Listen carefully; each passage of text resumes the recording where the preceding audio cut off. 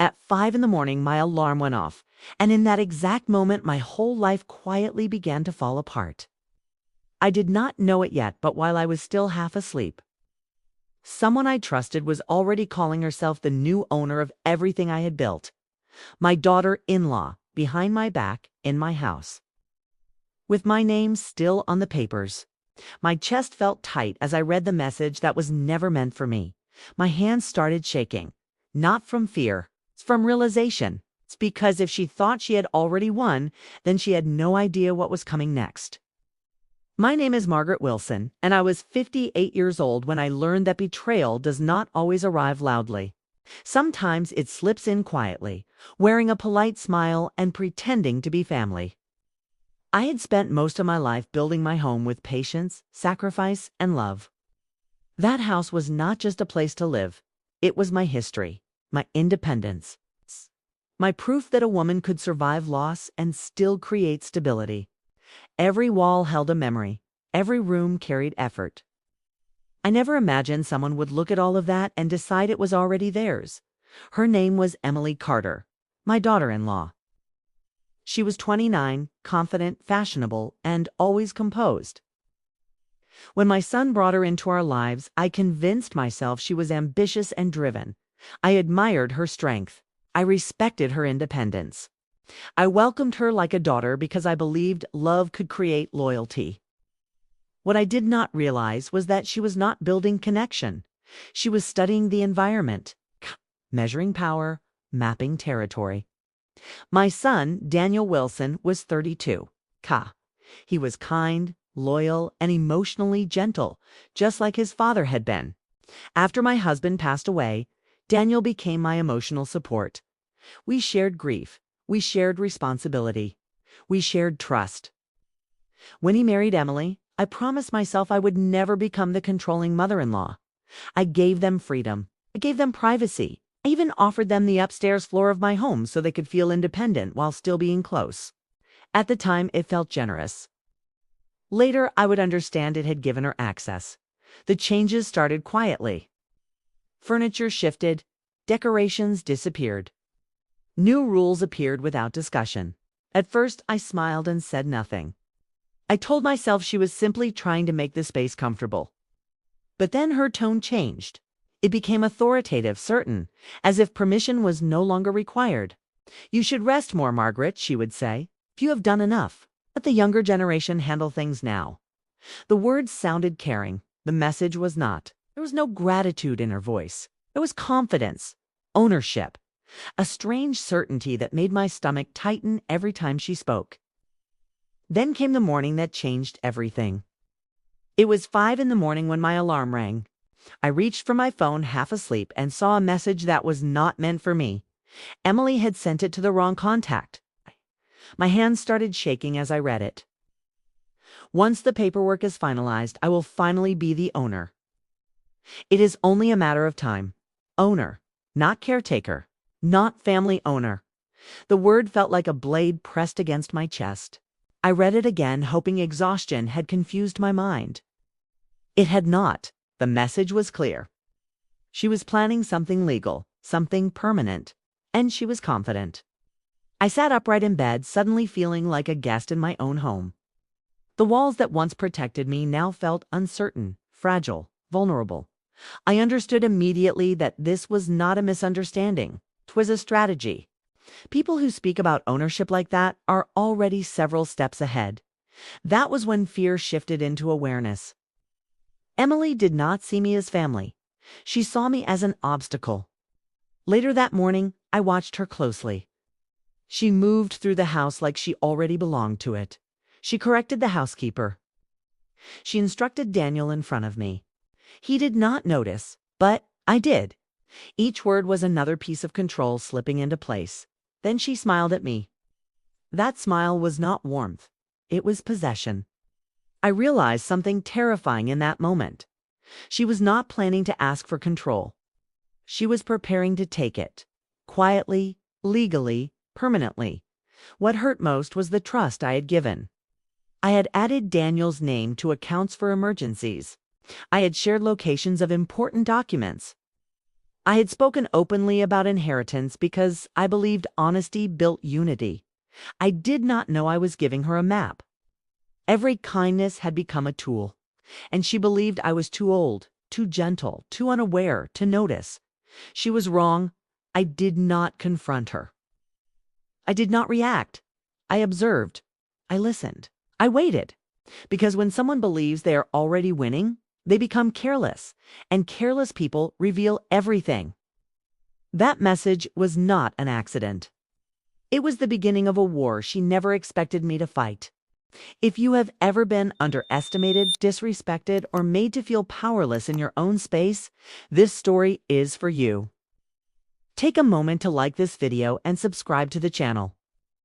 Because what you are about to hear is not just a story of betrayal, it is a story of strength, patience, and justice. And by the end of this, you are going to witness what happens when a woman refuses to be erased from her own life. The days after that message felt different, heavier, like the air in my own house had changed.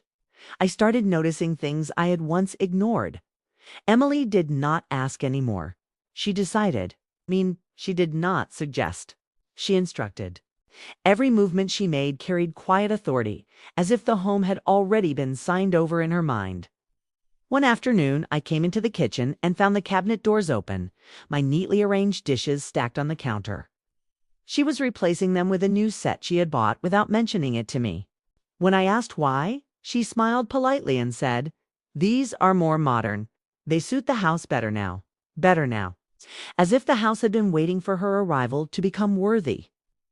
I told myself not to react, not yet. But something inside me tightened. She was erasing me in small, invisible ways. One plate at a time, one decision at a time. And the scariest part was how natural she made it look. Daniel noticed none of it. He was exhausted from work, distracted by responsibilities, trusting in the harmony he believed still existed. Emily used that. She spoke softly to him when she needed agreement and firmly when she wanted control. I watched her adjust her tone like a switch. That was when I realized she was not just confident, she was strategic. One evening, I overheard her on the phone in the hallway. She did not know I was nearby. Her voice was low, calm, certain. She is old-fashioned. She trusts too easily. This will not be difficult. My breath caught in my chest. Not difficult. She was not talking about dinner plans. She was not talking about schedules. She was talking about me. I stayed still, afraid that even the sound of my breathing would alert her. My hands were cold. My heartbeat was loud in my ears. The woman who lived under my roof was discussing my life like a task to be completed. From that moment, I understood this was not about comfort or family dynamics. This was about power. Soon after, documents started disappearing from my filing cabinet. Not completely, it's just rearranged. Moved, subtly disturbed, enough to make me doubt my own memory. I searched quietly, pretending to be forgetful. She watched me from across the room once, pretending to scroll on her phone. Our eyes met. Her expression did not change. That look said everything. She knew, and she was enjoying it. The housekeeper mentioned Emily had asked questions about property taxes and deed transfers. Casual questions, curious questions, but I knew better now. Curiosity had turned into preparation. Every small act built pressure inside my chest. I felt like I was living inside a chess game where I did not know the rules, but my opponent had been studying them for months. Then she crossed a line. One afternoon she told a delivery driver, "Just leave it inside. This is my house. My house." She said it in front of me. She did not even hesitate. Daniel laughed awkwardly and said, "It is my mom's place." Emily smiled and replied, "For now." The way she said it was not a joke.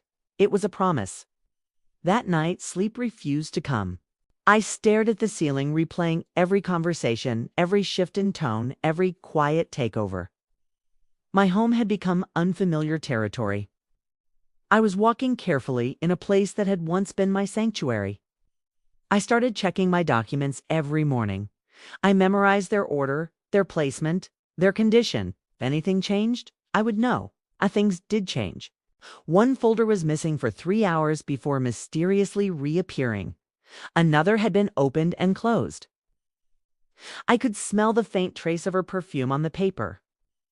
That was when I understood she was testing me, testing how aware I was, testing how weak she believed I had become. The tension between us thickened. Our conversations became shorter. Her politeness sharpened. Her smiles felt rehearsed. I started noticing how often she watched me when she thought I was not looking. Then came the comment that nearly broke my composure. "You should consider downsizing," she said casually during dinner. "This place is too much responsibility for someone your age. My age." I looked at Daniel, hoping he would challenge her. He stayed silent, not because he agreed, but because he did not recognize the danger. Emily did. She was planting seeds, slow, careful, permanent. Every sentence she spoke carried a future version of reality where I was no longer necessary, no longer powerful, no longer present, and she was becoming bolder. Because she believed I was afraid. She had no idea I was learning. The moment that changed everything came quietly. No shouting, no dramatic confrontation. Just a single sentence that slipped out of her mouth like it was already a fact. We were sitting in the living room when she said it. Daniel was scrolling through his phone. I was folding laundry. Emily was leaning against the doorway, arms crossed, watching me like she was observing something that no longer belonged to her. "We should probably start planning what happens to the house after you," she said. After you, not if, not someday after. My hands froze around the fabric. My heart dropped so hard it felt like it hit the floor before I did. I looked up slowly, meeting her eyes. She did not look embarrassed. She did not look cautious. She looked confident, comfortable, like she had already rewritten my role in her mind. Something inside me shifted. Not fear, not shock, clarity. I realized then that I had been waiting for proof that I was not imagining this. That moment was the proof. She was not hiding anymore. She was stepping forward, certain that I was too weak to resist. I felt anger rise, but I did not let it show. I felt humiliation, but I swallowed it. I felt sadness, but I did not let it soften me. What replaced all of it was something far more powerful. Resolve, because if she thought I was already disappearing, then she had made a mistake. I was not fading. I was waking up.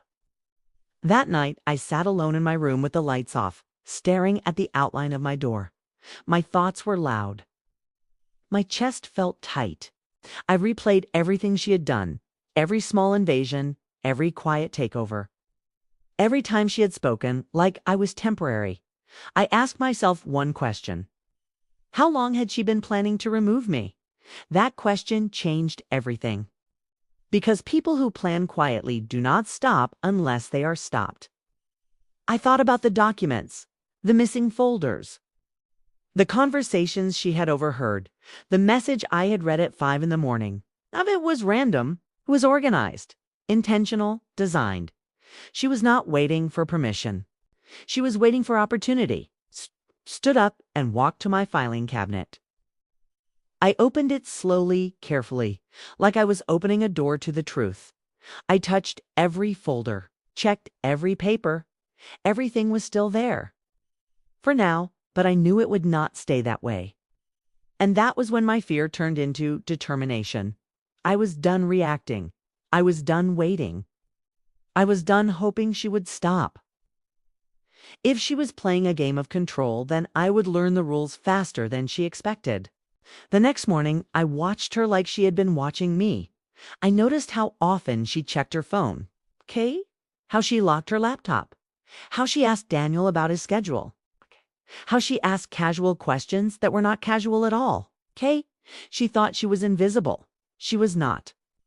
I started listening instead of speaking, observing instead of confronting. Because people reveal more when they believe they are safe. And she believed she was safe. That was the dangerous part. Later that week, I overheard her again. It's time she was in the kitchen whispering on the phone. Once he convinces her to move things under his name, everything becomes easier, she said. He, my son. The word hit harder than anything she had done before. This was not just about me and her.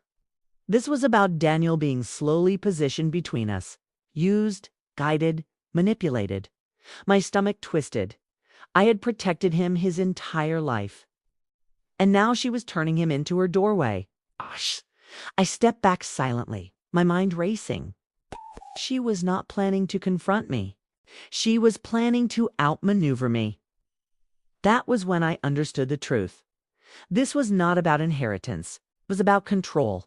She did not just want the house. She wanted authority. She wanted proof that she could replace me. And she was already testing how far she could go. I stood in front of the mirror later that night and looked at myself, not as a victim, not as an aging woman being pushed aside, but as the woman who had built everything she now wanted to steal. I had survived grief. I had survived loneliness. I had survived decades of sacrifice, and she thought paperwork would erase me. I felt something cold and steady settle in my chest. A calm that comes before action. A silence that carries power. I would not scream. I would not argue. I would not beg. I would prepare, 'cause the moment someone underestimates you is the moment you gain the advantage. I moved carefully, quietly, like someone walking through a room full of sleeping lions. Every step mattered. Every decision had to be precise. One mistake could hand her exactly what she wanted. The first thing I did was secure my reality. I went to the bank alone. The building smelled like paper and cold air, the kind of place where lives are reduced to numbers and signatures. I sat across from a young advisor and asked for a full account review. My voice was calm. My hands were steady. Inside, my heart was racing. I removed unnecessary access. I changed permissions. I updated beneficiaries. I did not mention Emily. I did not mention suspicion. I simply said I wanted clarity and protection. The advisor nodded, unaware he was helping me close a door that had been left open for too long. Next, I visited a lawyer. The office was quiet, serious. The walls were covered in certificates, proof of authority. I laid out my situation without emotion, facts only. Property ownership, shared access, potential manipulation. The lawyer listened without interruption. "You still hold full legal control," he said. Those words felt like oxygen, but he added something else. "If you delay, you might not." That was the warning I needed. I updated my will. I documented everything. I created barriers she would never see coming. At home, I became invisible. I let Emily believe she was winning, acted distracted, forgetful. I allowed her to feel powerful, 'cause people who feel powerful rush, and rushed people make mistakes. She became bolder. She started bringing documents to me, suggesting changes. This would make things easier for Daniel, she would say. "'Tis only logical." Logical. I smiled. I nodded. I asked for time. Time was my weapon now. At night, I locked my bedroom door. I stored copies of everything in a hidden safe. The metal felt cold under my fingers, solid, permanent, unlike her promises. One afternoon she slipped. She left her laptop open. Just for a moment, the screen glowed in the dim light of the hallway. I did not touch it. I did not need to. I saw enough folders, property files, scanned documents she had been preparing. My chest tightened, but I felt no fear, only confirmation. The next phase required precision. I invited Daniel to lunch, alone, away from the house, away from her influence. We sat at a small cafe that smelled like coffee and baked bread. I looked at my son and saw the boy I had raised, trusting, honest, unaware of the storm he was standing inside. "Have you signed anything recently?" I asked. He looked confused. "No. Has Emily asked you to?" He hesitated. "Not exactly." She mentioned simplifying things. Simplifying, that word again. I leaned closer. "Daniel, I need you to listen carefully. Do not sign anything. Do not agree to anything without me present." His expression changed. Concern replaced confusion. "Why?" "Because someone is trying to move faster than you realize." He went quiet. I knew then he would start noticing. And once a person begins to notice, control weakens. The execution had to be subtle. I arranged a family meeting under the excuse of financial planning. Neutral, logical, safe. Emily agreed immediately. Too quickly. That told me everything. We sat at the dining table, papers laid out, calm atmosphere. I had already informed my lawyer to be on standby, silent, watching. Emily started speaking like she always did, confident, controlled. She suggested joint ownership, shared authority. Streamlining, I listened. Then I spoke. I have already updated all legal documents, I said. Nothing can be transferred without my direct approval and notarized consent. Her face changed, just slightly, but I saw it. A flicker of panic. Daniel turned toward her. You never told me you wanted control. She forced a smile. I was only thinking of our future, not your future, I said quietly. Mine too. The room shifted because she had lost her invisibility. And once invisibility is gone, power disappears. The silence after my words felt heavier than any argument ever could. Emily did not speak. Daniel did not move. The ticking of the wall clock suddenly sounded louder, sharper, like it was counting down something irreversible. Emily recovered first. She always did. Her lips curved into a controlled smile, but her eyes betrayed her. They were searching, calculating, looking for an exit. I do not understand why this feels so dramatic, she said. We are family. Everything I suggested was for stability. Stability for who? I asked softly. That was when my lawyer stepped forward from the doorway. Emily's breath caught. Just once, but I saw it. This is Mr. Harris, I said calmly. He represents my legal interests. He has reviewed every document, every account, every access point. Nothing in this house, financially or legally, moves without my approval. Her confidence cracked. Not loudly, not dramatically. But enough. Daniel looked between us, his face pale. You brought a lawyer? He asked. Yes, I replied, because I needed truth to stand where manipulation had been living. Emily stood up. Too fast. The chair scraped against the floor, the sound sharp and ugly. This is unnecessary, she said. You are overreacting. Mr. Harris opened a folder. The sound of paper sliding felt like a gavel striking. These are copies of digital files discovered on your laptop, he said. Property documents. Ownership templates. Draft agreements. All created without legal authority. Her mouth opened, closed, opened again. You went through my things, she snapped. No, I answered. You left them open. And when someone plans quietly, they forget to close doors. Daniel turned toward her slowly. You were preparing ownership documents. She hesitated. That hesitation was everything. I was trying to protect us, she said. Your mother is getting older. Older. The word landed like an insult wrapped in concern. I am not getting weaker, I said. I am getting clearer. Her posture changed, defensive. Exposed, you are trying to make me look like a villain. No, I replied. You did that yourself, Mr. Harris continued. There is also evidence of attempted access to banking records and legal folders without permission. Daniel stared at her. Did you go through Mom's documents? She looked at him, desperate now. It's always only trying to help. Help. The same word she had hidden behind from the beginning. I raised you better than this, I said quietly. And I welcomed you with trust. You repaid that trust with calculation. The room felt like it had shifted, like gravity itself had changed direction. Emily's shoulders slumped. The control she had worn like armor began to slide off. For the first time, she looked small, not powerful, not strategic, just exposed. So, what now? She asked, her voice lower. Now, I said, you understand that I am not invisible? Daniel stood up. You lied to me, he said. You tried to use me. She reached for him. He stepped back. That moment was the real punishment. Not legal. Not financial, emotional.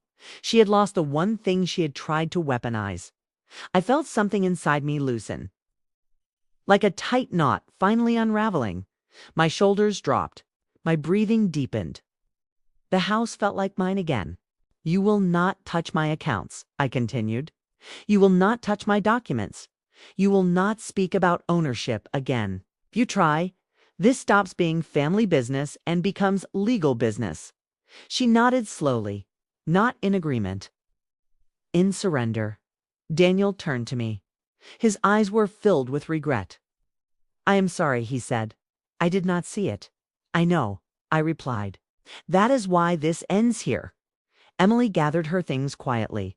No drama. No power, just silence. The sound of defeat. When the door closed behind her, I stood still, just breathing, just existing, just reclaiming.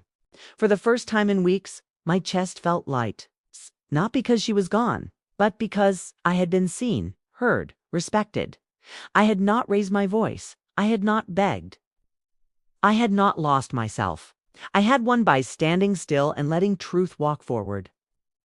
And she had lost by underestimating the woman who built everything she tried to take. When the house became quiet again, I realized something powerful. Silence does not always mean emptiness. Sometimes it means peace has returned. The walls felt different, lighter, like they were finally breathing again. I walked through each room slowly, touching the furniture, the door frames, the windows. Everything was exactly where it belonged, with me. I did not feel joy the way people expect after winning. There was no celebration, no excitement. What I felt was grounding, stability, the kind of calm that comes after surviving something that could have taken everything from you. I had not gained anything new. I had simply protected what was already mine. And that, I learned, is its own kind of victory. People talk about karma like it is some dramatic force that strikes loudly. But I learned that karma is quieter than that.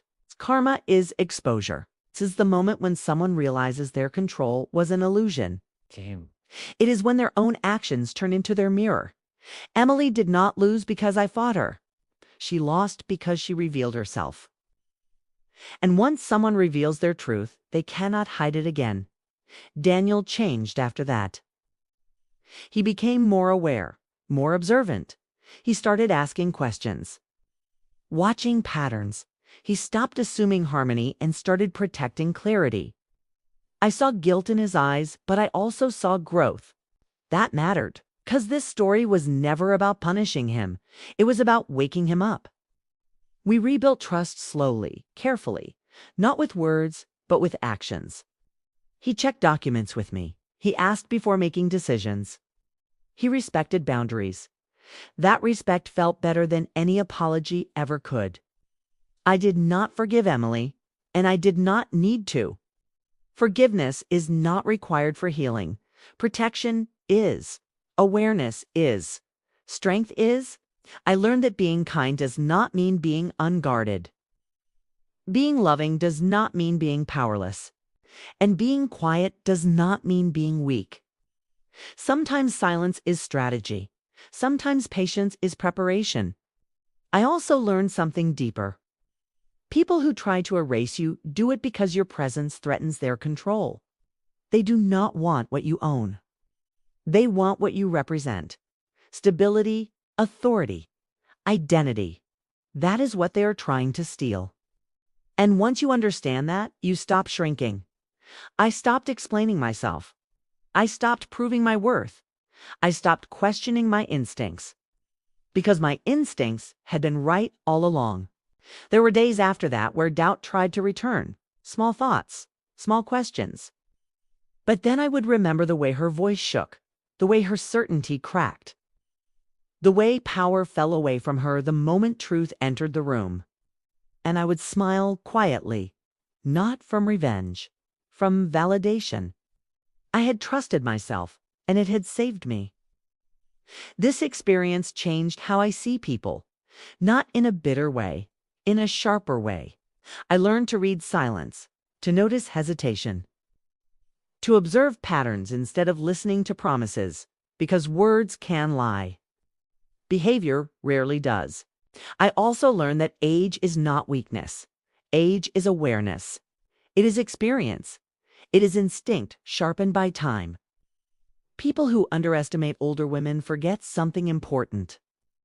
We have survived more than they have imagined. And survival teaches precision. The house feels warmer now, safer. Not because danger disappeared, but because I became prepared. That is the difference. I no longer fear being replaced, because I understand something clearly now. No one can replace the woman who built the foundation. They can try to take the space, but they cannot take the strength that created it. Emily wanted control. I chose sovereignty. She wanted ownership. I chose identity. And identity cannot be transferred, stolen, or signed away. So if you are listening to this and you feel like someone is slowly stepping into your life, your space, your power, without asking, pay attention. Do not panic. Do not confront too quickly. Observe, learn, prepare. Because the moment you understand your position, you already have the advantage. Power does not always shout. Sometimes it simply stands still and waits. And when the truth walks forward, everything false steps back. That is not revenge. That is alignment. That is justice. If this story made you reflect on your own strength, take a moment to like this video and subscribe to the channel. Share in the comments a time you trusted your instincts and protected what was yours. Your story might be exactly what someone else needs to hear today.